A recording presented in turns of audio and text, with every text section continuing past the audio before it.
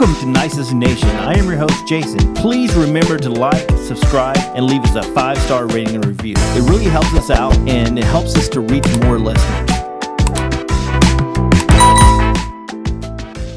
Welcome back to Nisus Nation. I am your host, Jason. We have a really good show for you guys today. We have Nick Godfroid from... Nick with Nisus here. Also, we have Isabelle Lucero. And let's just get right into it. And Isabelle, I'm going to let you start off and just tell us a little bit about yourself, a little bit about the company you work for, and just, who you are. Sounds great. I'm excited to be here. I am the brand new Compliance and Education Officer at JT Eaton. So I did come from academia. I have a master's degree in entomology, and I've gotten to interact with JT Eaton over the years. And Dale Baker, my boss, is awesome and offered me this great job. So I kind of do what a technical director does with my company. And we are a manufacturing company creating some of the best pest control products in the industry. Awesome. So Nick, tell us a little bit about yourself. My name is Nick Godfroid. I'm also from the entomology background. I did not get my master's. I just grabbed the undergrad and went straight into the industry. And then the way that I ended up at Nisus was after a couple years in the service side, I started making some connections on the supply side, one of which being Marty from the salesperson for the Texas and Oklahoma area. And then she connected me here, and I think Nisus is the best science company that I could have ever ended up at, because I get to do a little bit of everything. That's awesome. So you say the best science company. Do you want to go a little bit into that? Sure. So Isabelle works with JT Eaton. They develop rodent boxes, different kinds of trap materials, and then also they do so much more. They've got their own rodenticides, their own pesticide products, and then on the Nisus side, we're more of a chemical manufacturing company, right? And then also a chemical development company. And my favorite part of the pest industry was always the different products and the different niches and things that they fix. Sorry, I had to call. The different things the different questions and problems that the different chemicals could solve. And the reason that I enjoyed Nisus so much was because there's such a focus on this being better science for a better world, finding more sustainable and more effective control methods for pests and some replacements to pest products. But at the same time, this industry is big enough that there's enough business for everybody. Yeah, definitely. So Isabelle, can you tell everyone just how you got into the whole, entomology and just like your background? I mean, how do you get into bugs, right? Yes, this is the question I get asked the most. I think Nick probably knows exactly what I'm talking about, where someone says, "What do you do?" And you tell them your job, but you also say, "I'm an entomologist," and they're like, "I could never do that." Great for you, but I could never do that. And I always start with, I love insects, all kinds of insects, but it doesn't mean I want a cockroach crawling in my hair. Like, when I love insects, I'm not trying to eat a grub out in my yard every day. I just find them fascinating and interesting. So I was born loving insects just around me. I grew up in the desert, so insects are everywhere. And my mom has a very holistic view. So we had insects in our house, not pest species, just occasional invaders that would come in, and I loved it. I was always holding whatever was available. Jerusalem cricket in my hand, kissing for the photo. And I just kind of followed that train through academia. But I went in for environmental science. So I didn't know that entomology was a career. I didn't even know that wasn't something advertised to me. I just kind of stumbled upon it while trying to follow an environmental degree through conservation.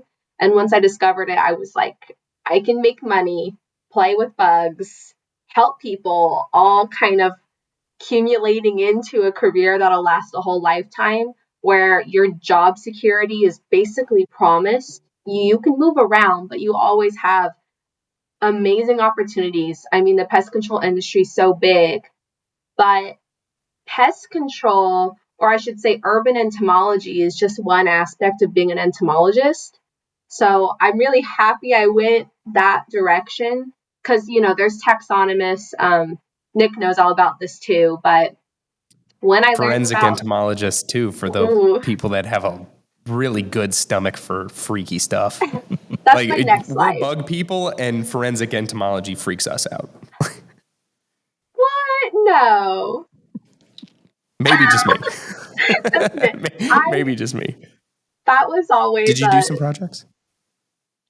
I maybe made a few visits to the morgue, but no, not really. I think I would have liked to, but what people don't realize about forensic entomology is that to truly work on the front lines with it, you have to go through a challenging course that surpasses a PhD by 10 miles. I mean, you're basically also getting certified to be in law enforcement. It's crazy. Not to go off on a tangent, but if I had And the another, legal background, or like the legal yeah, training that you need just to be an expert witness and everything like that, is pretty extensive. it's crazy. But My next continue. I life, cut I'll you do off with that. No, I no, cut you off on the forensic entomology thing. no. I don't have any experience. Just in my heart, I do. I'll put that on on the next job application. Not that I'm ever gonna make one, but then like I don't have experience, but in my heart I do. In my heart, I have In my all the heart. experience. And she did mention one thing. She did mention one thing that was pretty true about the pest industry, is that it's absolute job security. It'll never go anywhere, because as long as there's people trying to develop new areas into where nature is, and every time that people in nature cross over, there's going to be some kind of pest industry need. And then also, it's something that doesn't get affected by markets. It doesn't get affected too heavily by markets. Doesn't get affected too heavily by like big world events. Like, for instance, the pandemic in 2020 was phenomenal for pest control, because that was when people started spending more time at home and noticing some more things. So the pest industry, the jobs in the pest industry never went away. If anything, grew during some of the tougher times. And that's one thing that I've really appreciated about my time in this industry, is that there's never not been opportunity. Exactly. And even like between companies as well, whenever we go to the big conventions, Pest World and stuff like that, many of the sales reps had either started at a different company but still have a relationship with their old company, or all of the sales reps know each other. There's so much business around, and it's such I'm going to say a kind field. This isn't a place where everybody has to be a shark and try to outcompete each other. And the cooperation's pretty great. You'll always have connections to friends at every other company, and hence why Nisus and JT Eaton, we sponsored the Pest Roundup. I think what was it? The Yeah. Pest Uh, Posse. That's right. yeah. Pest Posse Yeah. TV. We did the Pest Posse TV, and then also we've got a couple project or like product crossovers even. There's a lot of room in this industry, and everyone gets along. Yeah. And I mean, it doesn't mean we're not competing. Like, everybody wants to promote their own products. But I think something I value about the industry is that we don't have to bring someone else down to make our products look good. Like, your products can speak for themselves by their efficacy.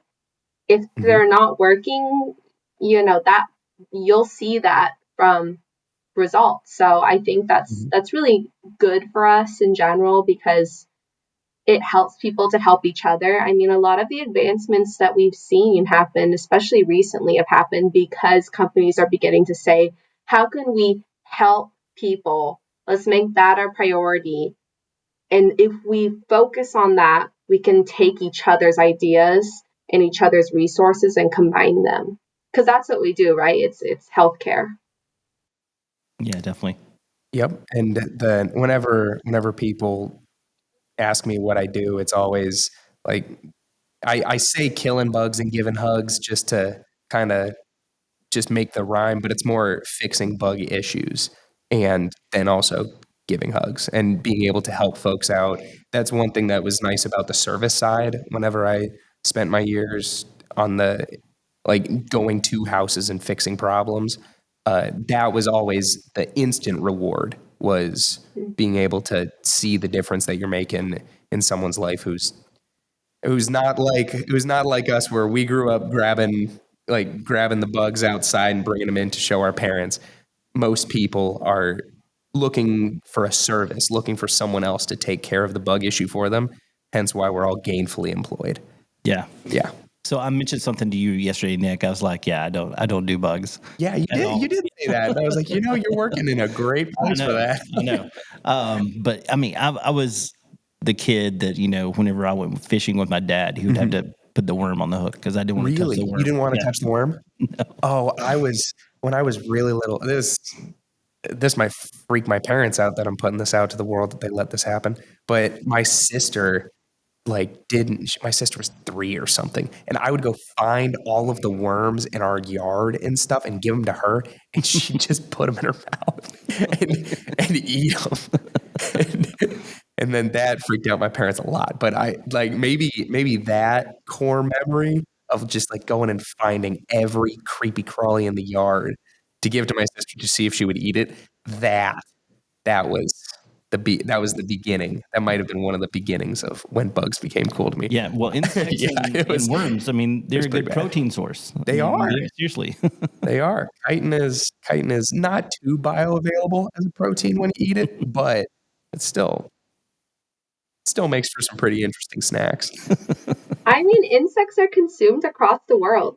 If you think about it, insects are like the largest protein source without consuming, and let someone check me and be like, that's not true at all. But without consuming like straight red meat, I'm pretty sure next is insects.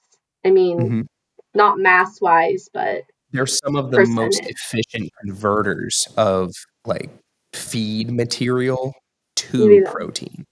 Yeah.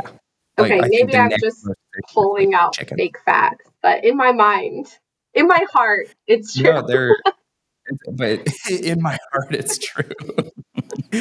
But no, you're absolutely right. Around the world, so many cultures, like American culture, obviously hasn't taken to it too well yet. But so many cultures around the world, especially any areas that are looking for ways to supplement their diets with protein. Like, yeah, the grub in the grub underneath the bark of a tree or something doesn't sound too delicious to us, but there are a I couple mean, cultures that like it a lot. I mean, hey, even Hispanic cultures, they like having a grub in a mezcal bottle. Yeah, true. Yep. yeah. And plus the what are they called? Lemon ants? I can't remember if it's yeah.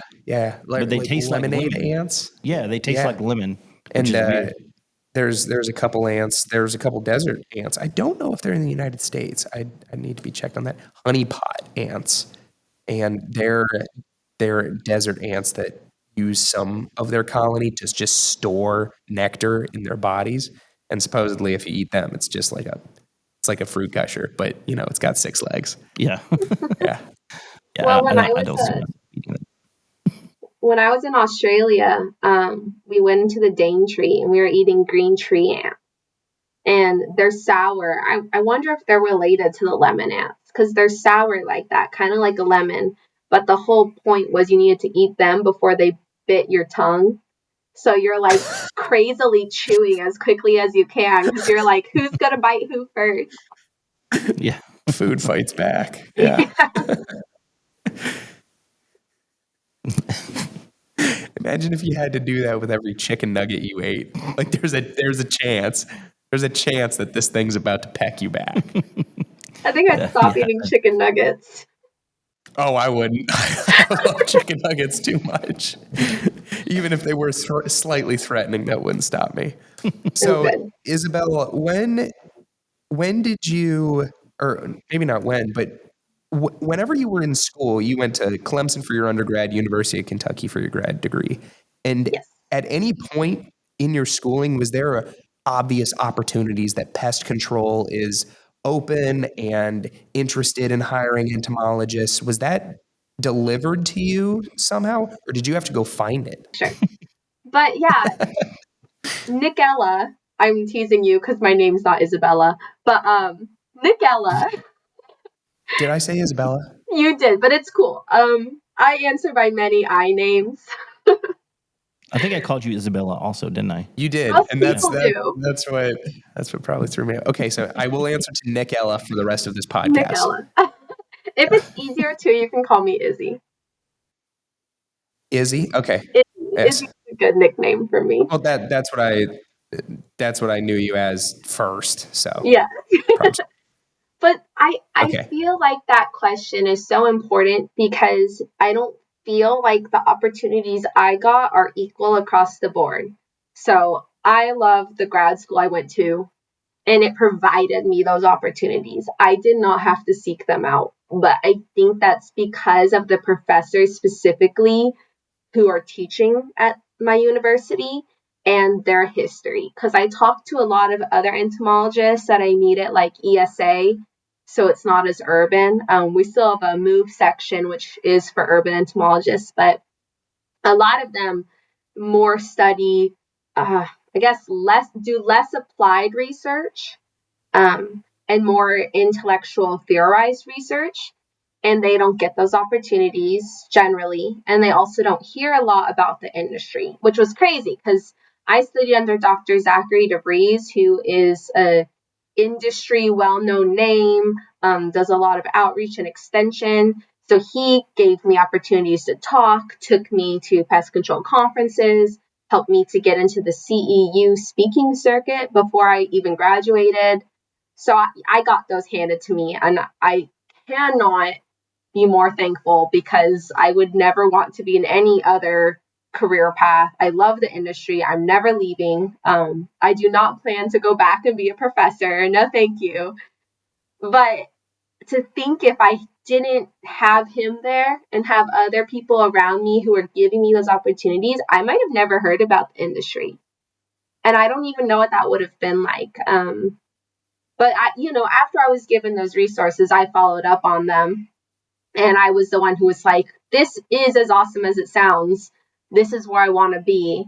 And I also made an effort to get even more involved, talk to people, make friends. And that helped a lot. So did being an intern at MPMA.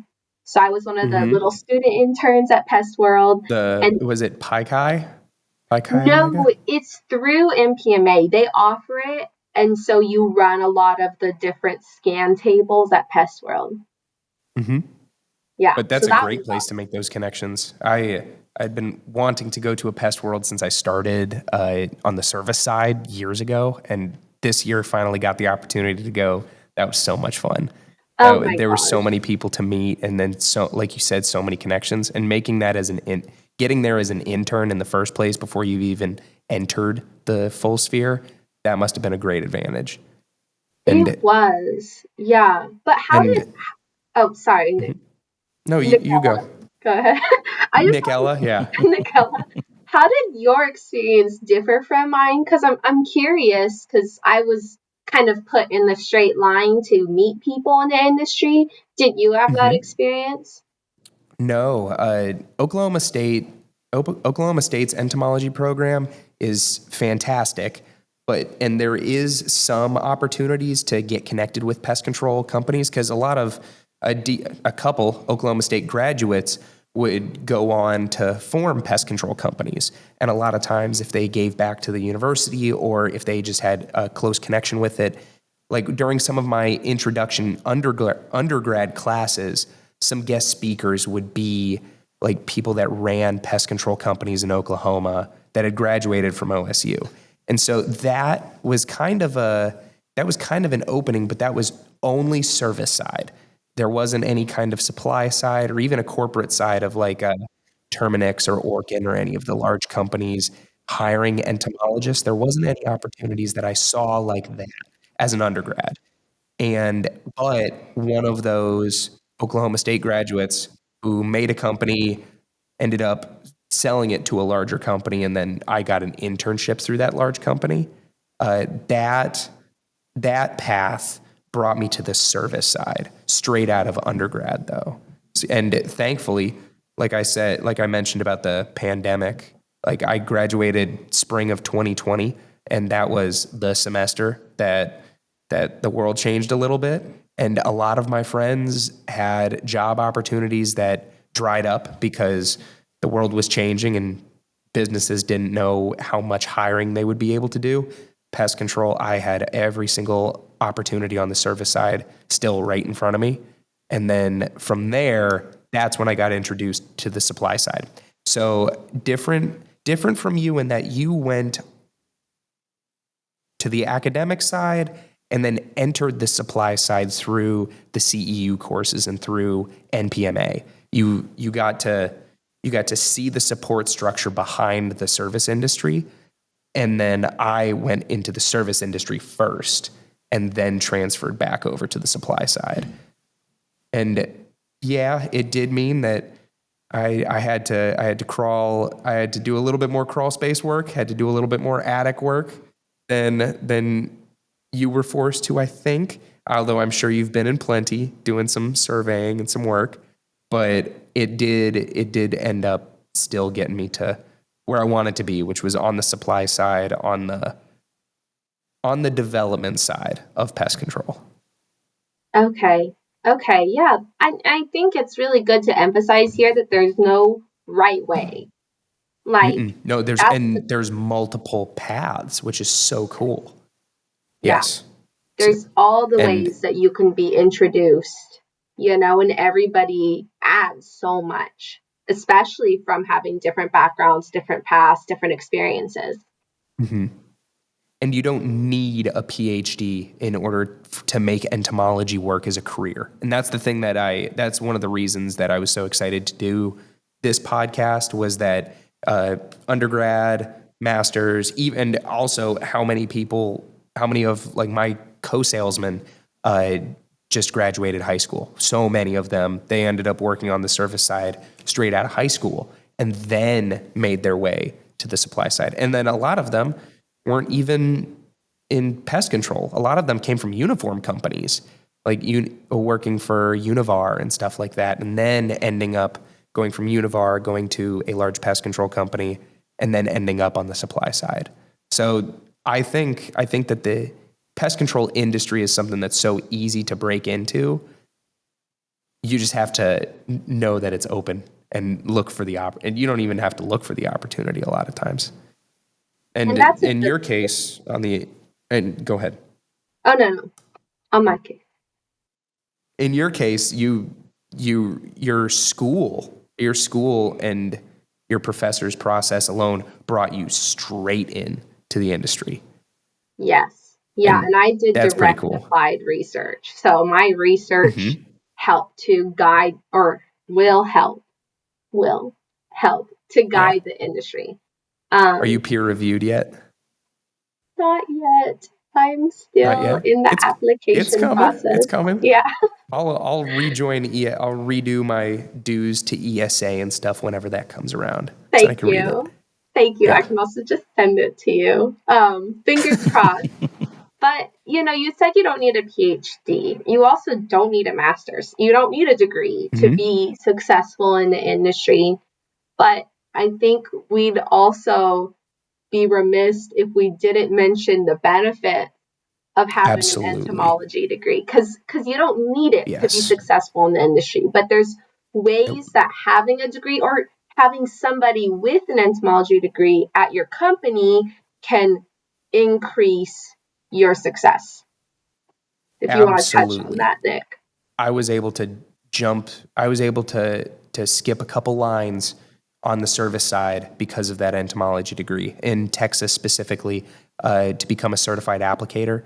I imagine that other states are similar, but to become a certified applicator for termite treatments in order to basically have your own company, having certified applicators licenses necessary.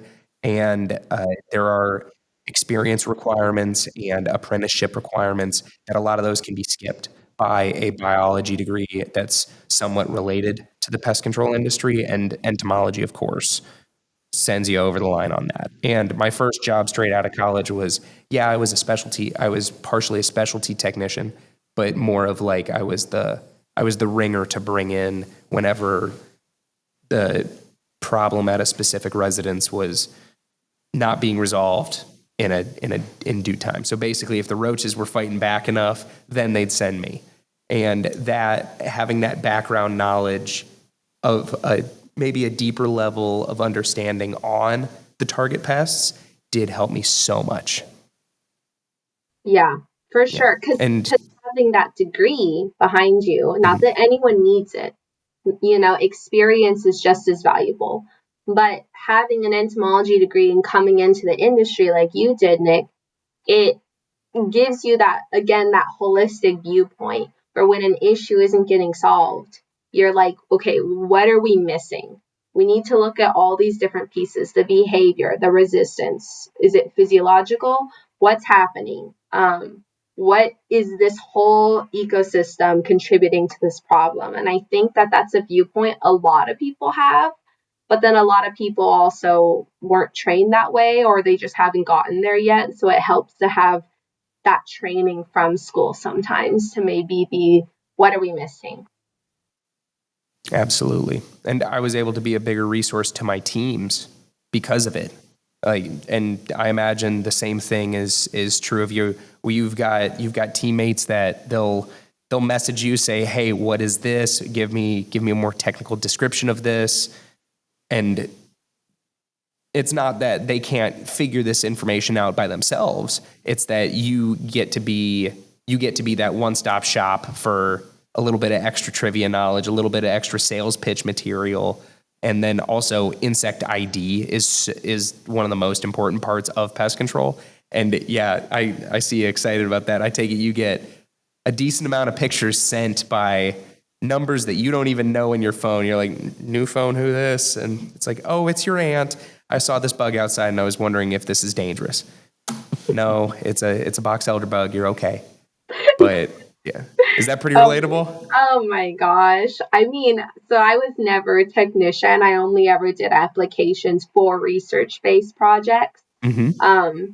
So I haven't actually gotten a lot of the experience you have, but oh my gosh, the pictures I get, and they're always blurry, and they're Yep. always out of focus, and they're like, what is this? And I would go, honestly, it looks like a dot, but if you can get a better photo, I would love to help, but I don't know what it is.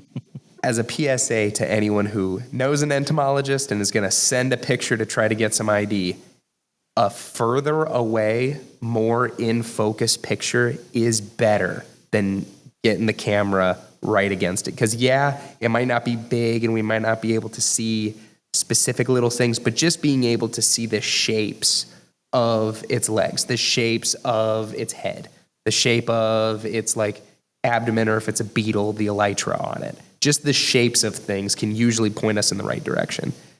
Yes, that is. Thank you for that PSA. But I will also Like we add, can get stuff down to order just based on silhouette. definitely, and send it to us. We're nerds. We live Yeah. for this. Like, I will take any opportunity to look at random pictures of bugs. Like, this is our lives.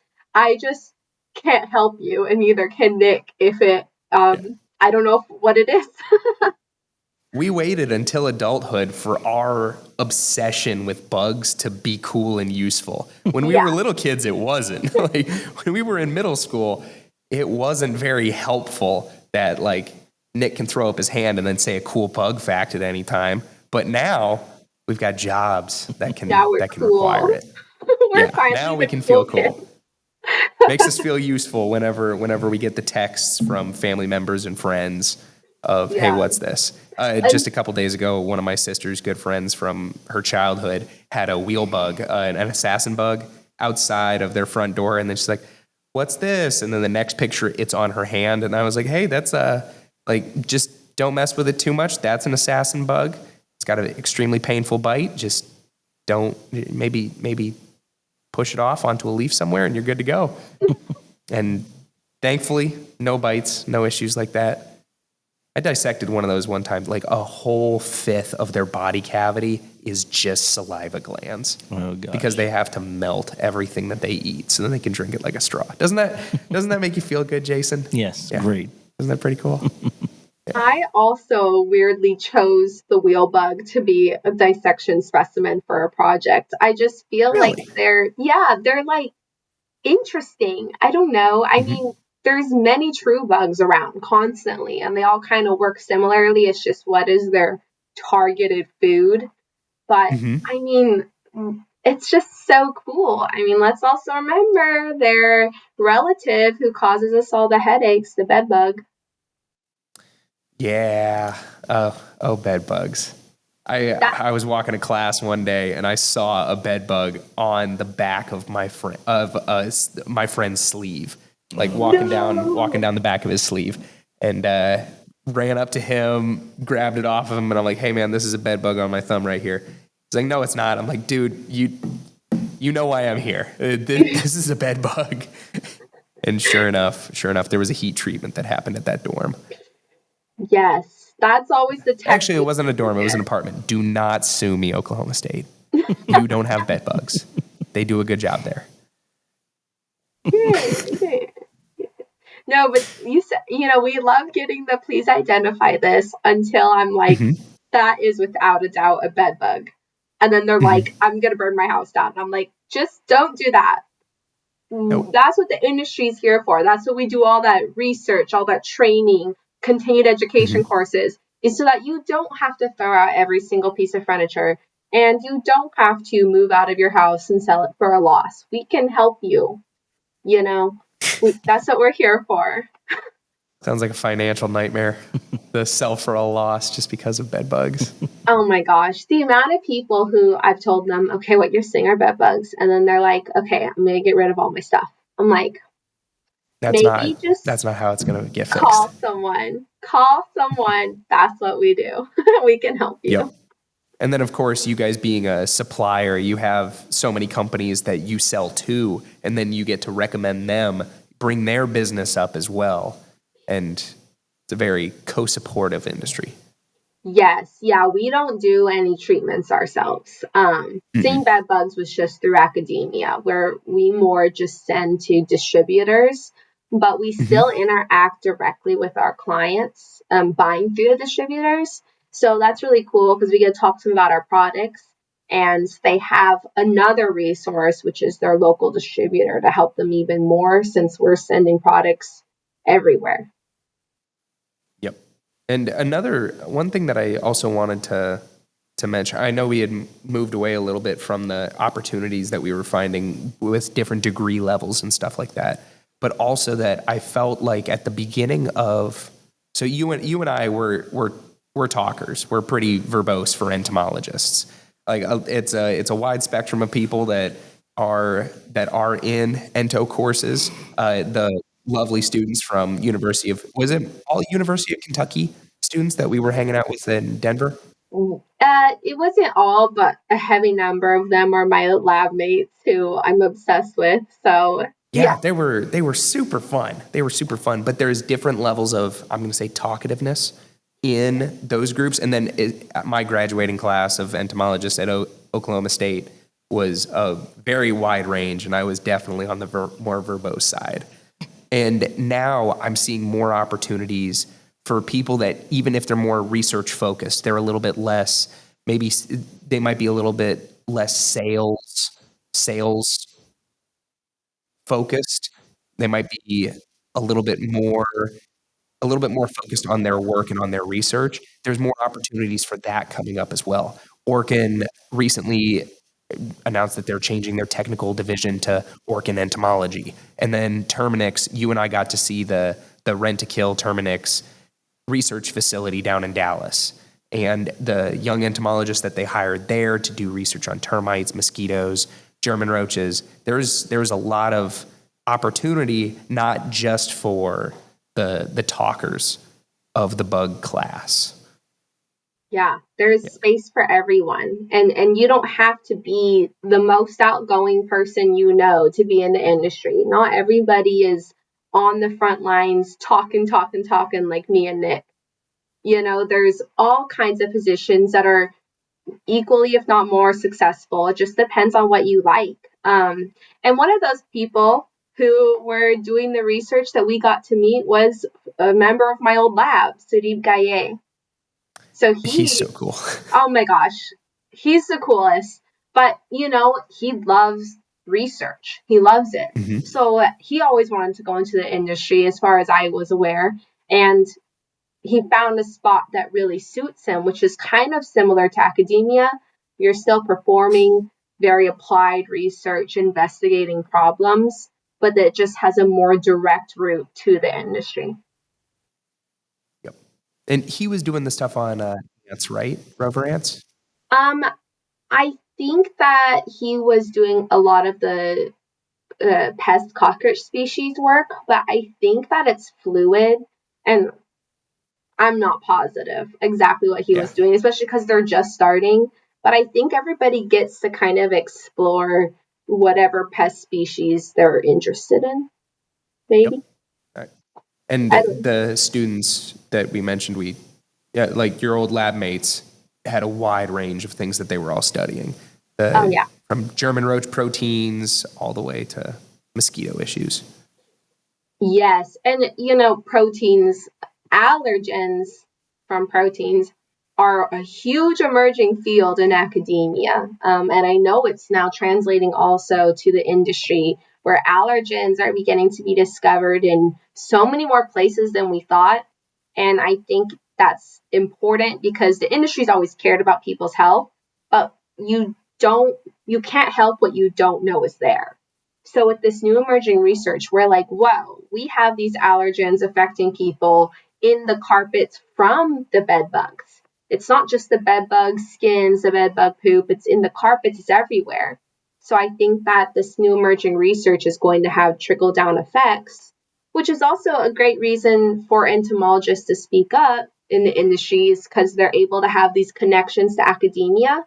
So they can say, hey guys, I know someone who just published this paper, and we could realize that maybe we can improve our products, improve our techniques from emerging research that might not have reached the industry yet through the normal pathways. Oh yeah. Well, all you have to do is ask any entomologist. What's your favorite bug? And then they're not going to give you an answer. They're not going to give you one answer. No.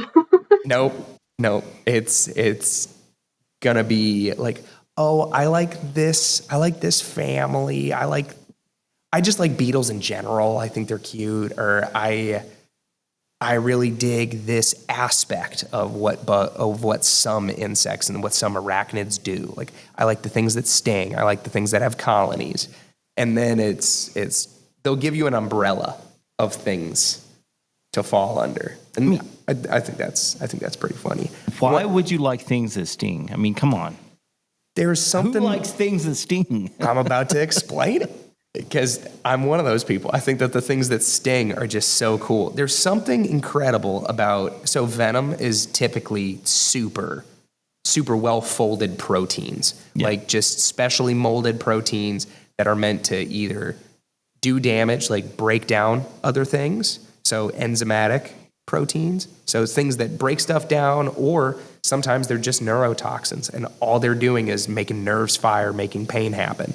So that being such a specific, perfectly made molecule for what it does, which usually hurts a lot, but a bug can just make that by eating something else and turning it into a juice that has magical properties. Yeah, it's painful, but still pretty incredible. That's the aspect that gets to me. So, Isabelle, is there a thing that arthropods do that blows your mind that you always try to learn more about? Or oh my gosh. Well, you made a really good point about the interesting aspects of stinging insects. I think I just like battling with danger. But I don't know. I mean, every insect is so different. They're amazing. I have my pet non-insect over there. I have a curly hair tarantula. Um, and I mean, she's venomous, but I love her. I also am not stupid, and I'm not gonna go poke her in the face and be like, "Gee, I don't know why my spider bit me." But Mm-hmm. I think maybe just the power they hold Mm-hmm. and They the can be so small whole yet so impactful. yes, and it's just very interesting. Like brown recluses. So for a while, I was rearing them in school, which I'm not an arachnologist. You know, a lot of people are they when you say entomologist, they're like, what is this worm? What is this spider? And I love all living things, so sometimes I know, but I'm like, believe it or not, neither of those are insects. So I haven't spent educational classes on them. But with the brown recluse, I got to know it pretty well. And for something that makes us so afraid, something that just the idea of it is just Yeah, like fear Jason, the striking. moment she said Yeah. brown recluse, you felt that in your The spine. Yeah. fear. Like, yeah. The brown recluse wants to bite you so little that often it will let you kill it before it bites you. They are not interested in that. That is energy taking, which they would rather save to find food. They're timid, they're shy, they want to be left alone. And so something that can cause so much fear and yet is so uninterested in causing any harm, that's what really draws me to a lot of venomous things. It's like, wow, a yellow jacket, he wants to sting you. Like he's looking for a reason to ruin your day. But not a brown recluse, who is the much more dangerous foe. He just wants to be alone.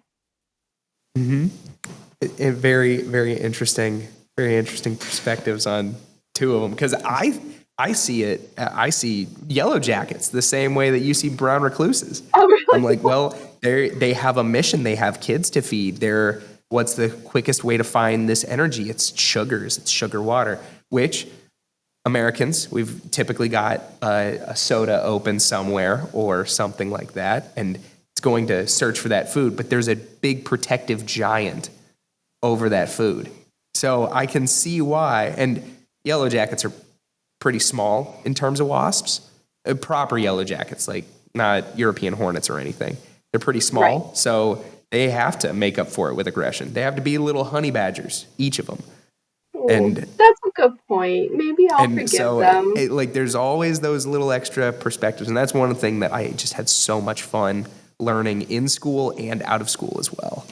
So I have a The really good yellow perspectives. jacket story. Yeah. Oh, Share. it, you get lit up. Yeah. So at my parents' house, some yellow jackets built a nest outside my window, and I didn't know it was there. And I like to sleep with my windows open, so I opened it one night, and I guess I disturbed it. I don't know, but I woke up to being stung multiple times. So because the window was right next No. to my bed. So yeah, it was not fun. I'm so Oh sorry. my Luckily, gosh. I wasn't allergic. So Yeah. Yeah, especially being woken up and that sting. So I'm a beekeeper. I get stung by bees somewhat regular, not too regularly. It's been a little while, but I haven't been doing as much work lately. But I've been stung by bees somewhat fair often. It's nothing compared to a yellow jacket, man. It's another little level of yeah, pain. And then whenever I was a kid, I ran across a railroad tie that had a yellow jacket nest underneath, and I got lit up. I had like 16 stings or something. Gosh. And being as a kid, I can still remember that pretty clearly. And if you were woken up from sleep yeah, by that, it was bad. oh, that's Yeah, horrible. That's I've horrible. never very been bad. stung by a You've never bee been or a wasp. stung or bitten No. by anything serious? Nothing? I mean fire ants, but with like Oh, flying they don't count. They no. don't count. But no, and Yeah. I used to work with bees too. I think, knock on wood, but I don't know, maybe I just have a calming presence You're about you're me. s- But you're the Snow White of bugs. Like ah, they just want like to. little Yeah, wasps exactly. come in.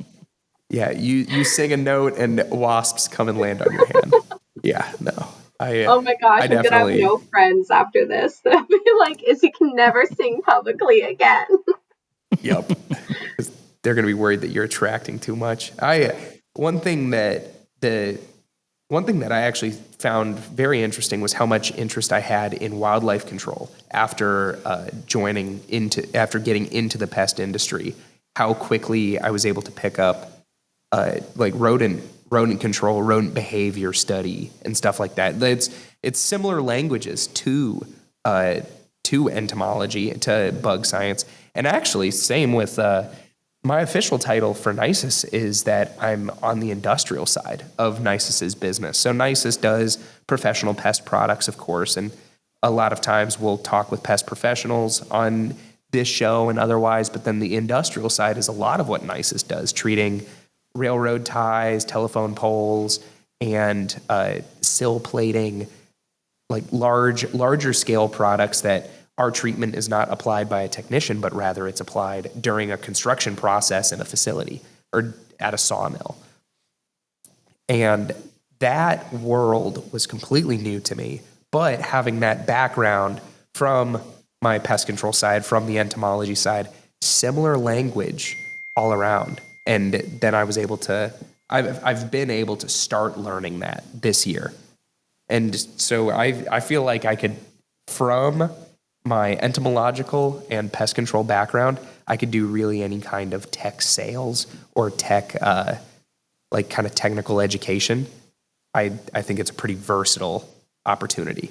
Was there anything, Isabelle, after you got to JT Eaton that you just started picking up a little bit easier than you had thought? I mean, Nick, you're speaking straight gold. That's how I feel exactly. Like, I got into the industry and instantly I was like really interested in rodents. We make some rodenticides, we have rodent bait stations, we have all kinds of rodent products. And I knew nothing about rodents. I mean, I sat in some talks through academia, but coming in, I suddenly, just like you, I was really interested. It's, I guess, maybe a passion for living things, including people, just kind of translates across the board. And I've been at JT Eaton. I'm approaching a year, so not even that long. I'm probably not even approaching. Congratulations. Thank you. I'm very new, and I'm already giving rodent continued education talks. It just, I don't know, the passion. I feel like it just spreads so easily. Like, give me something new, And I know you're the same way. We've talked about this a lot, and I'm like, woo, let's roll with this. It's hard to turn it off the excitement once it's on. Exactly. And if there was as big of an industry for like reptile pest control as there was for insect pest control, that's probably what I would be doing instead. Just because every kind of creepy crawly always interested me. When I was in middle school, didn't have friends, I had woods like to go play in, and that time frame, or that just interest in living things, like you said, transfers to everything. It's just that the opportunities are really there for entomology, for pest control, and maybe one day reptiles will start taking over. Like Florida has a lot of reptile issues right now. Maybe one day the reptile or the fish side of pest control industry might grow, and then those opportunities will open up as well. But for now, I do see entomology as entomology and then just general biology being so useful for a pest control industry. But who knows? Maybe I'll move to Florida and go be a Florida man, go find turtles and deal with iguana issue. Iguanas wrecking foundations in Florida is ridiculous right now. And I would love to be a part of a team that like tries to develop a solution to that some way. There's also not only iguanas, but like anacondas that Burmese pythons. Pythons. What is where the people buy them and then release them into the wild? That's crazy. And one thing that was also pretty interesting was that so Burmese pythons start showing up in numbers, bird populations are dropping, and they're like, oh, the Burmese pythons are whacking all the birds. Yeah. They were putting pressure on the birds, but they weren't the most lethal thing. The most lethal thing was feral cats. Really? Yeah. It was like cats that get out of the house and stay out of the house, breed, and they're wrecking the birds. Now, yeah, Burmese pythons were ruining like small animal ecosystems as well, but they got bad rap that cats should also have gotten a little bit of too. Yeah. Any kind of invasive species is going to put a lot of pressure on stuff. So I said anaconda. Are you allowed to own an anaconda? Or Oh yeah, you can own them. you really? Okay, cool. You can own them. It depends on state. It's a state by state legislature on what kind of animals can be owned. But yeah, there's green anacondas in personal collections in America. They're usually pretty feisty. They can be pretty feisty. Yeah. And also they get so big. It's the largest. Yeah. It's the heaviest snake on earth. Yeah, definitely. Not for me. Not for me. I like snakes, but maybe not one that could like bust my head like a grape. Yeah. That's too much. Definitely. That's too much power for a pet. Yeah. Yeah. That's why I don't have lions. Oh, that's why? Lions are cool, but Yeah. I'm not Mike Tyson. No. Well, the feral cats in Florida, I haven't heard that much about the feral cat problem, though I believe you 1,000,000,000%. But I think that also brings up the question that everybody asks a lot, which is, what's a pet? And it's subjective. I mean, it depends on your own perspective, the situation, what's happening. So I would say, I love cats, I love dogs, I love all animals, but in this case, the feral cats are a pest problem. So you need somebody to be able to help control them. And very clear, control doesn't always mean get rid of. It just means to help curb this issue. Mm-hmm. I just don't want anyone to think we're going out there like whacking off feral cats, That's not what we're doing, but we're... I mean, catching and spaying and neuters, just, cut down the population, all that stuff. Yeah, it's very important. And then one thing, Isabelle, have you given any integrated pest management talks yet? Like IPM stuff or? I would say all of my talks are IPM oriented. I don't think I've ever given the right a non-IPM oriented talk. But I've never given a talk that only talks about IPM, but you can't have pest control without IPM. Mm-hmm. And that IPM approach, the integrated pest management there's so many different levels to pest management. Like you said, it's not just applying whatever the most lethal chemical possible is to eliminate as many as you can. Sometimes it's just reducing conducive conditions, reducing factors that lead to that growth, and sometimes introducing factors that put pressure on them, like predatory insects and stuff like that. And that IPM world has been developed over the past, I don't know, I think it's been a term for 20 years at this point, but that world of IPM has been developed by both the service side and the academic side of the pest control industry. We've got so many opportunities to improve what we already do well, and that's one of them that is going to continue to grow. Yeah, it's even as simple as making sure all the screens on your windows are well sealed. That's a method of IPM, integrated pest management. So then you're going to have less spider intrusions, and if your screen is cut on a window, wasps can enter through that hole and then put a protected nest in between the screen and the window. Having proper screens eliminates that. Yeah. Door sweeps, everything. And IPM's been around since, the 1970s. It's something that's existed for a long time.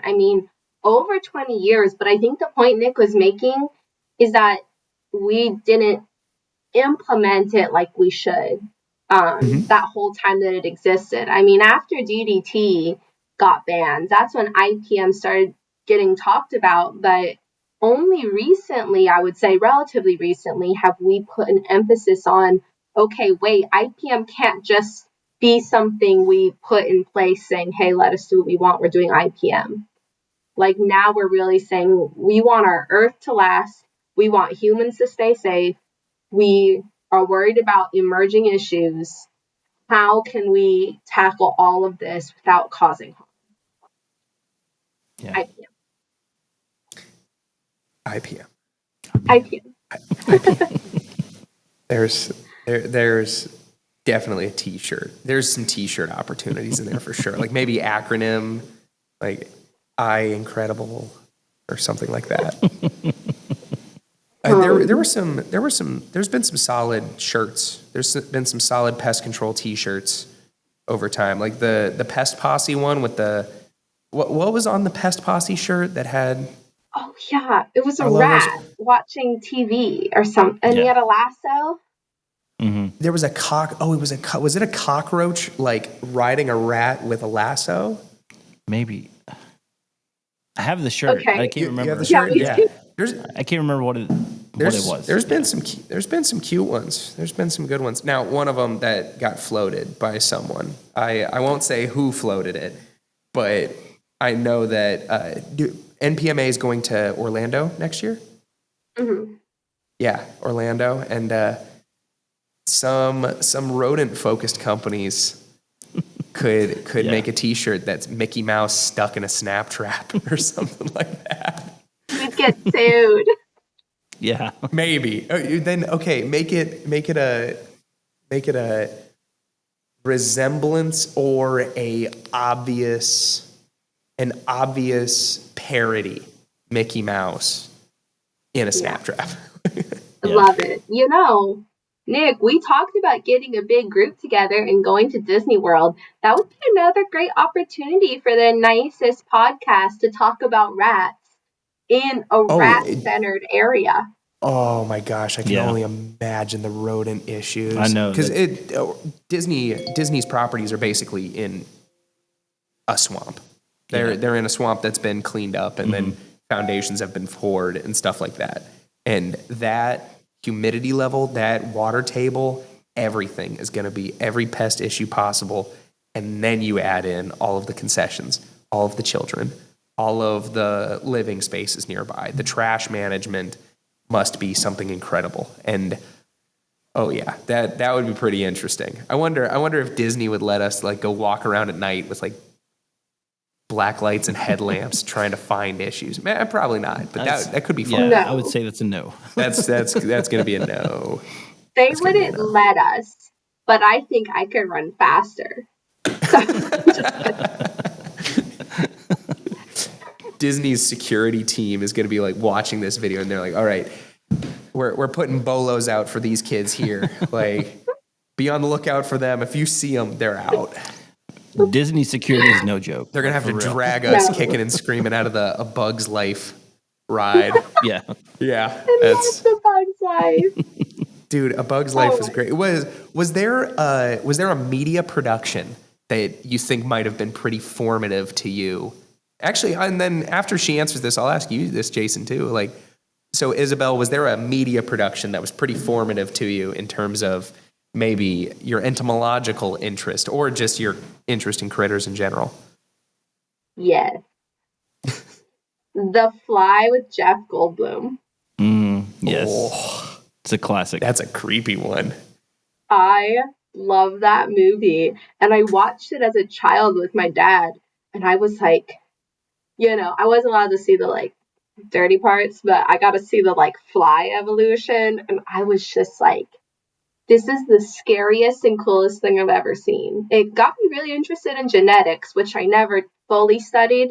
So don't ask me heavy genetics questions, but I thought that was crazy. Just the Probably done idea a of couple it. genetics experiments with Drosophila. A little bit. Haven't we all done Haven't some we all? minor? Drosophila is fruit flies and super Yeah. simple genetic code that's easily manipulatable. So you get to have some cool experiments. Yes. Make their eyes Yeah. different colors, make them grow eyes on their legs. Gosh, that's so weird. Yeah. The worst experiments are the ones you're not actually performing and Drosophila just do on their own, and you're like, oh my goodness, I'm my frightened. goodness. How about you, Jason? If there like what was there a media production that formed like maybe your opinion or your reaction to insects and arachnids and creepy crawlies? Oh yeah. There was. Yeah. Actually, there was a few, but the one that comes to mind more than anything is arachnophobia. I saw that movie in college. Yeah. I feel like if I had seen that movie as a child, I would not have been going to school for bugs. That movie's pretty creepy. Yeah. Yeah. It is. Do spiders freak you out still? Not really. I mean, some spiders do. Like, I know I've had black widows around my house before and stuff, and they just kind of freak me out. And of course, the brown recluses, I've had some of those around my house. But like wolf spiders and stuff, I'm fine with them. I always tell my kids to catch and release, don't step on them or anything. So, yeah. Yeah. For me, it was the Crocodile Hunter. Honestly, Steve Irwin, rest in peace. But it was watching Crocodile Hunter on repeat on reruns. My grandmother would tape like VCR tape whenever it would come on TV, and then whenever I'd go see them, I'd just watch all of the VCR tapes that my grandmother had made. And Crocodile Hunter was definitely pretty formative. The movie Ants. Oh yeah. That movie's surprisingly intense. It is. Like I really like the termite ant warfare scene. And then one thing that was one of the coolest points in my research journey was getting to see like subterranean termites getting kind of attacked by an odorous house ant. Or it wasn't even an odorous house ant, it was raspberry crazy ants in Texas. And seeing like breaking open a mud tube and then seeing ants and termites kind of fighting in that mud tube. It's like, oh, I've seen this before. There's probably an ant named Barbados in there somewhere, something like that. Well, don't forget that some ants and termites work together. Our Asian needle ant, which is invasive to a lot of parts of the U.S., but they're here. And if you can find a nest, you might be able to find an area where they're working with some termites that they've kind of used. Kind of like how ants will use aphids. Mm-hmm. Sometimes. Ranch them. Yep. Yeah, they ranch the termites too. But if the termites misbehave, the ants also eat them. They're like, you're done. Yeah. And Asian needle ants, those are stingers, right? Yeah. Yeah. I heard it's pretty bad, but But you don't know. You don't know yet. You've only dealt with a couple of fire ants. Fire ant venom. So speaking of like those venoms and proteins and stuff, fire ant venom is a lot of formic acid. It's actually just acidic. It's not even neurotoxin as much or anything like that. So it just burns. It just melts. And that's why you get those little pustules and stuff. Instead of like a wasp sting, you don't usually get pustules. You get just welts. Yeah. But fire ants, you get little blisters. I did not know that, Nick. Good times. You've taught me something new. I did not know that was the reason, because the venom was causing, with the acid, the burning. Mm-hmm. That's why you get blisters from fire ants, but not wasps. You don't get blisters after you get a wasp sting. Yeah. Okay. But fire ants you do. Wow. Those jerks. Yeah. And there's a couple ants, I think they might be Australian. I don't know. It might be African as well. Or it might be American. Anyway, I know that there's ants that will detonate themselves. They've got two chambers of caustic materials in their abdomen, and it's like an AB foam where if those materials mix, then they kind of explode. That's crazy. And they'll suicidally kill themselves to throw acid on stuff. And crows and other birds will land in those ants and have them like burst these caustic chemicals all over the bird, because that will help it stay parasite free.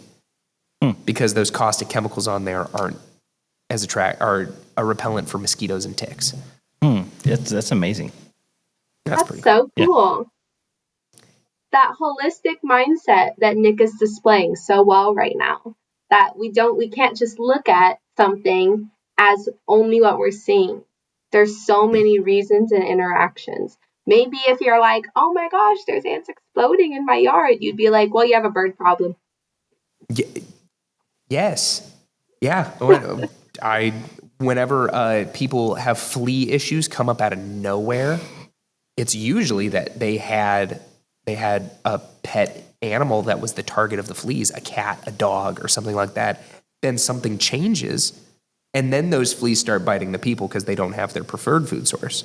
The one thing that has happened multiple times for me was go into a house that, like, okay, you guys didn't have fleas and now you have a ton of fleas. So how did the problem ramp up without you noticing? Oh, we had a baby. We brought home the baby, and now the dog sleeps in a different room.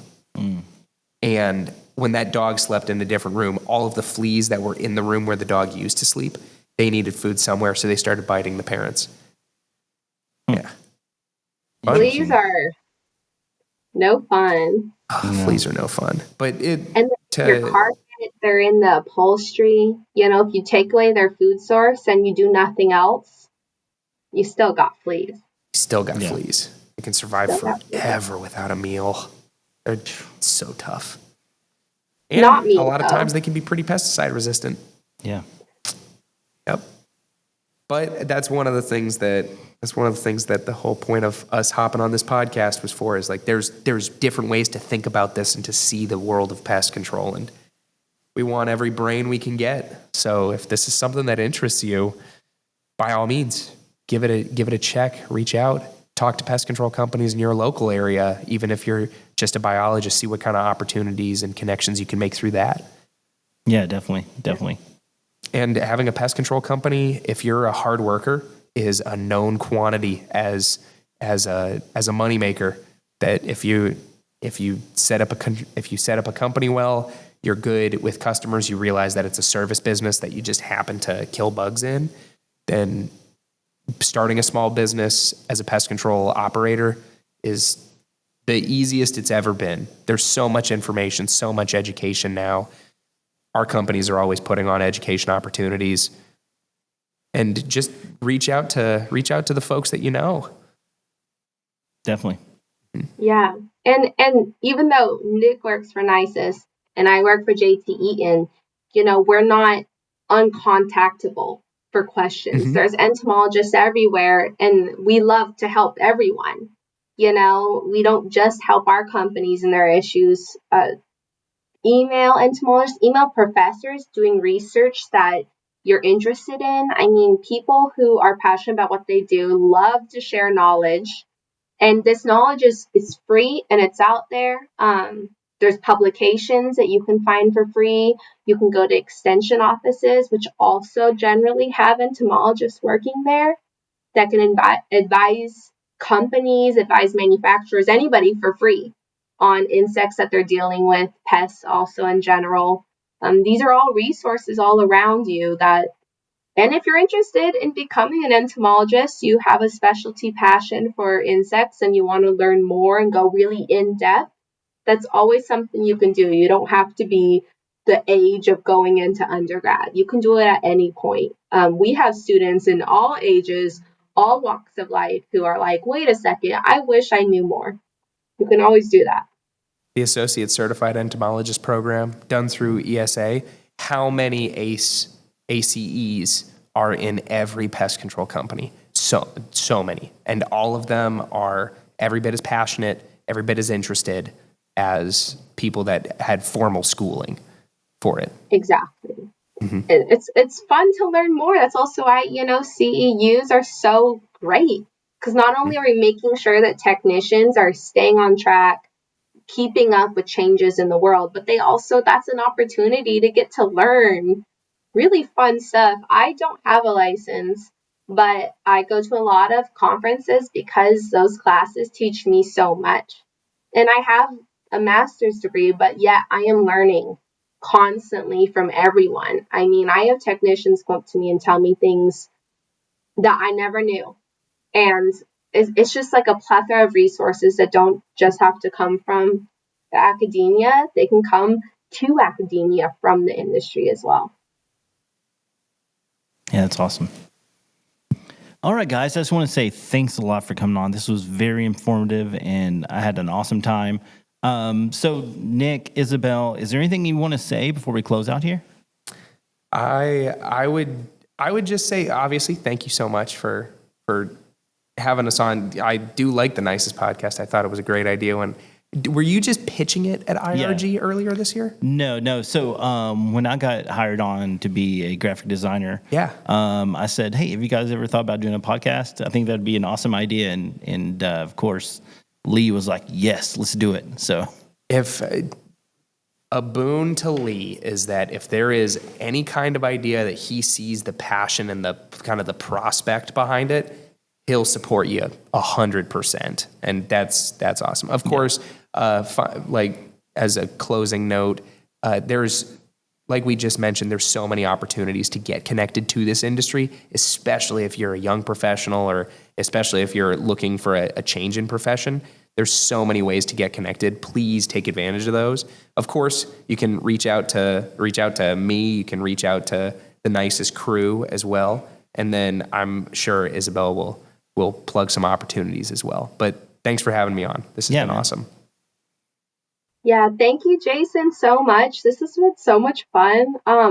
Have me anytime, unless you're like, Izzy, you gotta get out of here. You gotta go do your work. But I had a blast, and I love talking about my passion, which is insects, but also it's helping people. So any way to spread that information and have fun with two awesome people, it was great. And yeah, anyone can contact me at any point. Just, try to get the basic outline of the insect, and I'll try to go from there. Sure. If you're just looking for ID, by all means, use us. But we have some picture specifications, and we'll tell you if you're not making them. Yeah. Yeah. Yep. Thank you very much. This has been awesome. Thanks for coming on, Isabelle. This has been great. Oh, of course. Thank you so much. I loved it. We get to make some pretty cool friends at shows and at all of those industry things, and very, very glad that JT Eaton was down in Dallas. Yes. Oh my gosh. That was such a great opportunity. And, now Nick and I get to share our extreme nerdy point of views on every insect we see. And it's been great. Yep. And sometimes they're very different point of views, like brown recluse is being cute to her. But hey, see, I know. Exactly. Brown recluses specifically. It's so cute. It's got the little violin on its back. It's precious. That is actually pretty cool. And it's nice that they give you a way to identify them. Same with black widows. Yeah. Black widows are kind of interesting. Yeah. They're super soft bodied. They pop really easily. Like if you flick them, they kind of disappear. They're kind of fun. That's good to know. Next time I see one, I'll flick it. But yellow jackets, like, I said they're out throughout your day, and you reminded me that they have this whole life got their day they have to work for. They're busy. Maybe I'm ruining their day. Even if they're not like bees and we just really enjoy eating their puke. Think about that. I could go for some honey. Yeah. Yep, exactly. But then don't see it as honey. See it as bee puke. Yeah. All right. Okay. Thank you very much. You guys have a great day. Thanks, guys. All right. Bye. See ya. Bye.